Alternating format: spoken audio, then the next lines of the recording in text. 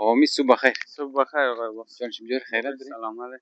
تبریک باشه. زنده باش، سلامت باش. تشکر از شما. دفعه اول شما یا دفعه دوم شما؟ نه دفعه اول بود دیگه. با کمک شما ان شاء الله که پاس شد. خلاص شد. دیگه خیلی خوب درایو کردی. دست در نکنه. تشکر، سلامت درایو ما باش. بخیر انجوی کردم.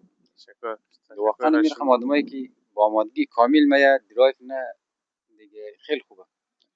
بسیار بدون کدام کریتیکال ایرر درایو پاس کردی و تبریک میگم.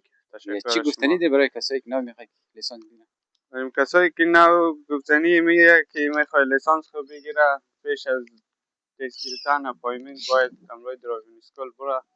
هم سایه تست گابی درایوینگ اسکول گوش کنه و خوبی پاس میشه با کمک درایوینگ اسکول.